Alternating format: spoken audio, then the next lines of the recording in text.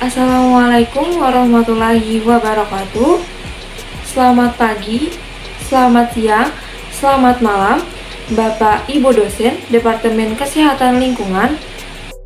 Perkenalkan, kami dari kelompok 7 yang beranggotakan Apifah, Elangga Mutahar Ramadan, Muhammad Fadil Ajihar Akbar, saya sendiri Nidaul Jannah, Novita Arianti, Regista Tri Puspitasari, dan Siti Sarah Hamidah. Pada video kali ini, kami akan mempresentasikan hasil makalah kami dengan topik faktor dan kesehatan. Untuk mempersingkat waktu, langsung saja kepada presentator saya persilahkan.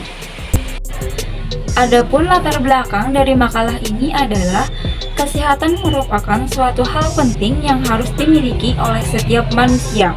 Kondisi tubuh yang sehat dapat meningkatkan aktivitas manusia menjadi lebih baik karena semua aktivitas manusia sangat bergantung pada kesehatan. Akan tetapi, kesehatan manusia selalu dikerumuni oleh berbagai penyakit yang berasal dari bakteri maupun virus. Faktor merupakan salah satu pembawa penyakit yang masih menjadi masalah dalam kesehatan masyarakat, baik secara endemis maupun sebagai penyakit baru yang berpotensi menimbulkan terjadinya suatu wabah. Pengawasan lanjutan mengenai patogen zoonosis sangat penting dalam membangun sistem kesehatan masyarakat melalui strategi yang efektif dan berkelanjutan. Melalui pemberantasan sarang nyamuk 3M+, merupakan bagian dari pola hidup bersih dan sehat yang bisa dilakukan sehari-hari. Tetapi dampaknya sangat besar dalam memberantas dan menghilangkan lebah dini, jentik atau larva sebelum tumbuh menjadi nyamuk dewasa. Pembahasan pertama yaitu pengertian faktor dan jenis-jenis faktor yang berhubungan dengan kesehatan. Faktor merupakan salah satu mata rantai dari rantai penularan penyakit, yaitu organisme hidup yang dapat menularkan agen penyakit dari suatu hewan ke hewan lain atau manusia. Faktor penyakit adalah seekor binatang yang membawa sumber penyakit dari seekor binatang atau seorang manusia kepada binatang lainnya atau manusia lainnya. Selanjutnya yaitu jenis-jenis faktor. Yang pertama yaitu faktor berdasarkan filum Arthropoda. Contohnya lalat, kutu, kutu busuk, kumbang penghisap darah, kecoa, dan lain-lain. Yang kedua yaitu faktor berdasarkan peranannya, yang terdiri dari faktor potensial, biologis, mekanis, dan insidentis. Yang ketiga yaitu faktor berdasarkan filum Chordata, terdiri dari ordo Insectivora, misalnya curut, dan ordo Rodentia yang dibagi menjadi tikus besar atau rat dan tikus kecil atau mice. Baik, selanjutnya kita akan membahas mengenai hubungan faktor dan kesehatan. Faktor penularan faktor terdiri dari 1. Perubahan iklim yang tidak menentu, yang kedua kondisi lingkungan rumah atau sanitasi yang buruk, dan yang ketiga merupakan pelayanan kesehatan yang tidak memadai atau bahkan belum memadai. Lalu yang keempat merupakan perpindahan penduduk dari non-imun ke daerah endemis. Masalah pengendalian faktor di Indonesia ini adalah kondisi geografis dan demografi yang memungkinkan adanya keragaman faktor belum teridentifikasinya spesies faktor atau pemerataan sebaran faktor. Definisi faktor risiko dan lingkungan. Faktor risiko lingkungan meliputi lingkungan fisik seperti kepadatan penduduk di suatu daerah, lingkungan biologi seperti kondisi pekarangan suatu rumah, dan lingkungan sosial seperti pendidikan dan pekerjaan seseorang. Sedangkan faktor risiko perilaku adalah faktor yang berkaitan dengan tindakan, kebiasaan, atau aktivitas seseorang yang dapat mempengaruhi risiko dari suatu penyakit. Sistem pengendalian faktor. Pengendalian faktor merupakan tindakan yang bertujuan untuk menurunkan populasi faktor serendah mungkin sehingga keberadaannya tidak lagi berisiko untuk terjadinya penularan dan penyebaran penyakit di suatu wilayah dan dapat menghentikan kontak masyarakat dengan faktor penyebab penyakit, diantaranya yaitu 1. Pengendalian metode fisik, 2. Pengendalian metode biologi, 3. Pengendalian metode kimia, dan 4. Pengendalian lingkungan. Pemantauan vektor dalam penyebaran penyakit. Meningkatnya suatu penyakit seiring dengan peningkatan populasi vektor penyakit tersebut. Pengendalian vektor yang ramah lingkungan pun telah dikembangkan, seperti pengembangan nyamuk transgenik dengan bakteri Wolbachia, teknik serangga mandul atau TSM, dan pengembangan ovitre modifikasi. Pemantauan populasi vektor dalam rangka pengendalian penyakit sangat penting dilakukan.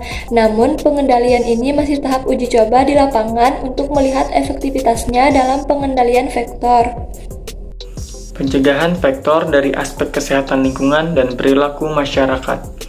Strategi global dalam pencegahan dan pemberantasan DBD adalah dengan mempromosikan koordinasi multisektor, pengendalian vektor terpadu, dan keberlanjutan dari program, serta strategi tersebut sulit dilakukan tanpa adanya respon aktif masyarakat.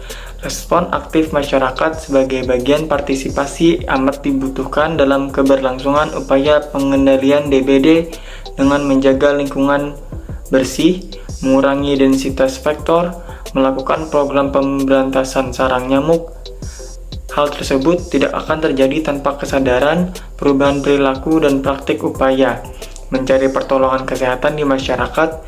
Kesadaran diri sendiri kunci utama dalam berpartisipasi.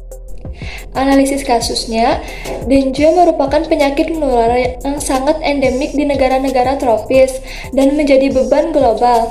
Penyakit ini disebabkan oleh salah satu dari 4 serotipe virus dengue dan ditularkan melalui manusia melalui nyamuk Aedes betina. Penyakit dengue bervariasi dari demam ringan hingga kondisi parah demam berdarah dengue. Selanjutnya, pemecahan masalah. Pada pemecahan masalah, pengendalian penyakit demam berdarah atau DBD telah diatur dalam Keputusan Menteri Kesehatan Nomor 581/Menkes/SK/7/1992 tentang pemberantasan penyakit demam berdarah, dan juga Keputusan Menteri Kesehatan Nomor 92 Tahun 1994 tentang perubahan atas lampiran Keputusan Menteri Kesehatan Nomor 581/SK/1992 tersebut, di mana menertibkan pada upaya pencegahan dengan gerakan pemberantasan sarang nyamuk atau disingkat dengan PSN. Selain penata laksanaan penderita DBD dengan memperkuat kapasitas pelayanan kesehatan dan sumber daya, mempererat surveillance epidemiologi, dan optimalisasi kewaspadaan dini terhadap kejadian luar biasa dari penyakit demam berdarah. Pemberantasan sarang nyamuk 3M+ merupakan bagian dari pola hidup bersih dan sehat atau PHBS yang bisa dilakukan sehari-hari, tetapi dampaknya sangat besar dalam memberantas dan menghilangkan lebih dini jentik atau larva sebelum tumbuh menjadi nyamuk dewasa. Pemberantasan sarang nyamuk 3M+ berbasis masyarakat, di mana pemberdayaan dimulai dari meningkatkan motivasi masyarakat. Baik, selanjutnya yang terakhir kita memasuki kesimpulan. Dari pemaparan di atas, dapat disimpulkan bahwa proses pengendalian virus dengue tergantung pada pengendalian vektor, pendidikan kesehatan, dan kemungkinan penggunaan vaksin. Terlepas dari upaya kolaboratif yang luas antara berbagai sektor pemerintah termasuk Kementerian Kesehatan, Kementerian Kota dan Pedesaan, dan Kementerian Air, demam berdarah tetap menjadi masalah kesehatan masyarakat yang utama di daerah terdampak. Pencegahan penyakit demam berdarah dengue sangat penting karena penyakit ini dapat menyebabkan nyeri sendi dan otot di seluruh tubuh, sehingga dapat menyebabkan demam, lemah, penderita merasa gelisah, kesadaran menurun, atau bahkan renjan, dan dapat menyebabkan kematian. Pemberantasan sarang nyamuk 3M+ merupakan bagian dari pola hidup bersih dan sehat atau PHBS yang bisa dilakukan sehari-hari, tetapi dampaknya sangat luar biasa dalam memberantas dan menghilangkan lebih dini jentik atau larva sebelum tumbuh menjadi nyamuk dewasa dan menyebabkan demam berdarah dengue. Selanjutnya, Saran dari kami yaitu meningkatkan kesadaran terhadap diri sendiri dan orang lain di sekitar mengenai pentingnya untuk mencegah berbagai penyakit yang disebabkan oleh vektor. Salah satunya adalah demam berdarah atau DBD. Hal yang dapat dilakukan untuk mencegah DBD salah satunya dengan menerapkan prinsip 3M, yaitu menguras tempat-tempat penampungan air seperti bak mandi, drum, dan sebagainya sekurang-kurangnya seminggu sekali. Yang kedua, menutup rapat tempat penampungan air yang berpotensi menjadi perkembangan nyamuk penular DBD.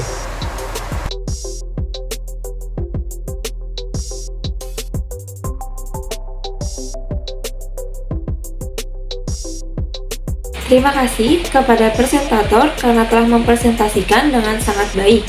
Mungkin itu saja yang dapat kelompok 7 sampaikan. Saya, mewakili kelompok 7, memohon maaf apabila terdapat kesalahan dalam pengucapan kata. Atas perhatiannya, saya ucapkan terima kasih. Wassalamualaikum warahmatullahi wabarakatuh.